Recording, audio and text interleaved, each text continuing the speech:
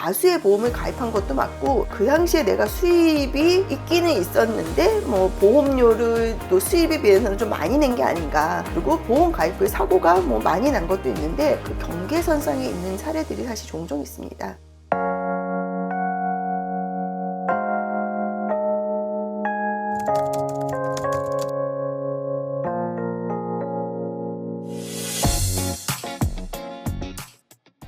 안녕하세요, 최현 변호사입니다. 다수의 보험을 가입한 게 사회질서에 반해서 무효가 되는 경우가 있습니다.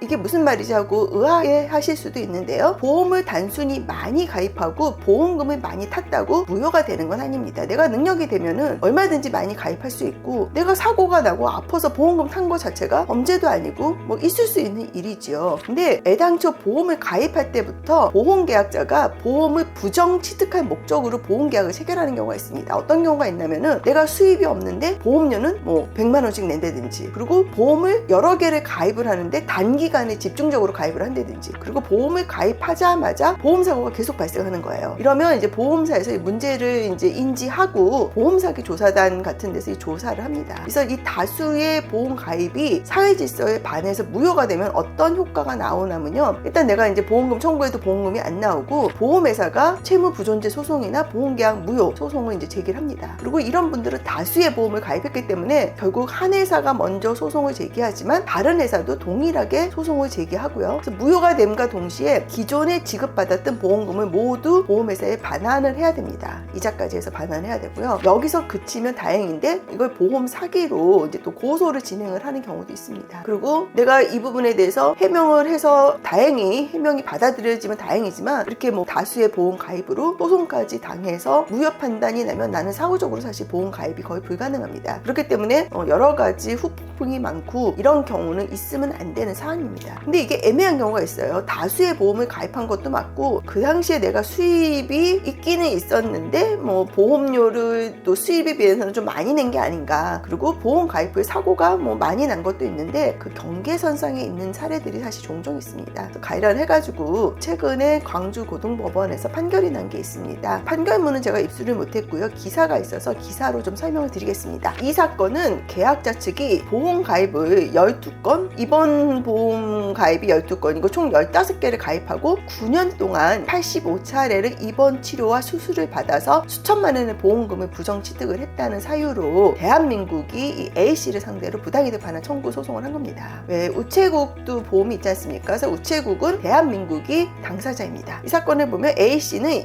2008년 7월부터 2010년 5월까지 우체국 보험 등 15건 이상의 보험을 체결을 했고요. 그 중에 입원 일당이 지급되는 보험이 12개입니다. 입원 일당을 많이 가입을 하면 일단 의심을 받죠. 왜냐면 입원하면 내가 가입한 특약만큼 입원 보험금이 막 나오잖아요. 그래서 막 입원을 부정적으로 하시는 분들이 있습니다. 그래서 이런 경우가 보험 사기에서 가장 대표적인 예 중 하나입니다. 이 우체국은 이 사람이 다수 보험 가입한 게 이제 부정 취득 목적으로 가입한 건 문제다, 이렇게 이제 주장을 하면서 3,600만 원의 부당이득으로 반환 청구를 한 겁니다. 근데 이게 왜 3,600만 원이면요, 원래는 3,600만 원보다 많은 보험금을 탔는데 소멸시효가 완성한 것입니다. 근데 이 당시에 이 계약자 측은 아내와 함께 단란주점을 운영하면서 매년 3,000에서 7,500만 원 정도 수입이 있었다. 그래서 이 15개의 보험료가 한 월 96만 원 정도 나왔다고 해요. 그래서 이 정도는 부담이 되지 않는다. 그리고 이 사람이 10년 동안 1,900만 원의 보험료를 납부하고 5,900만 원에 수령한 것은 현저히 가다한 부정수급에 해당하지 않는다, 이렇게 판단했습니다. 이게 1심 판단이고요. 항소심도 또 동일하게 받습니다. 특히 항소심은 입원 기간 동안 무단 외출이 딱 2일에 불과하고, 이분이 이제 이렇게 보험금 부당 취득으로 문제가 된 게 이분이 입원해 있던 병원의 원장이 과다 입원과 사기 등의 혐의로 수사를 받았다는 그런 사실관계가 있었더라고요. 이런 점은 좀 석연치가 않지만 교통사고 발생 자체는 인정되고 또 고의 허위 사고로 볼 근거도 없다. 그래서 부당이득이라고 할 수 없다, 이렇게 판단했습니다. 예, 이제 다수 보험 가입이 부당이득이지 뭐 반사회절스 무효인지 등에 대한 판례를 제가 설명드렸습니다. 최근에 좀 트렌드가, 예전에는 보험회사한테 직접 보험 가입을 했는데 최근에는 GA를 통해서 보험 가입을 많이 해요. 그렇기 때문에 같은 날 여러 개의 보험을 가입하고 담보도 여러 개를 가입하는 경우가 종종 있습니다. 근데 이러한 경우 보험회사는 이 103조 위반, 그러니까 다수의 보험을 동일한 날짜에 가입 가입했고 동일한 담보를 여러 개 가입한 거는 사회 질서에 반하는 것으로 무효다, 이런 주장을 많이들 해요 요즘에. 근데 이거는 최근에 보험 가입 자체가 보험회사한테 직접 가입을 안 하고 GA를 통해서 하다 보니까 여러 회사를 나눠서 담보를 쪼개서 이제 가입을 하잖아요. 그래서 이런 거를 좀 설명을 하고, 이 사람이 보험 가입이 부정취득 목적으로 가입을 한 건지 아닌지는 사실 이 사람 수입이 얼마냐, 이게 가장 중요한 자료 중에 하나입니다. 그래서 수입은 국세청의 소득금액 증명원 등으로 증명을 하면 되고, 특히 이제 본인이 소득이 없어도 배우자가 소득이 있거나 아니면 동거하는 가족이 소득이 있으면 되고, 특히 나이 든 어르신 같은 경우는 자녀들이 보험금을 대신 내주는 경우도 있습니다. 그래서 이런 경우도 있으니까 이런 부분을 잘 소명을 하면은 방어가 될 것으로 사료됩니다. 관련해서 다수 보험 가입으로 보험회사로부터 부당이득 반환 청구를 받았거나 아니면 이게 문제가 돼서 기지급 보험금을 반환해라 플러스 보험 사기로 고소를 당하신 분은 연락을 주시면 제가 조언을 드릴 수 있을 것 같습니다. 위에 있는 카카오 채널이나 연락처로 연락을 주시기 바랍니다. 감사합니다.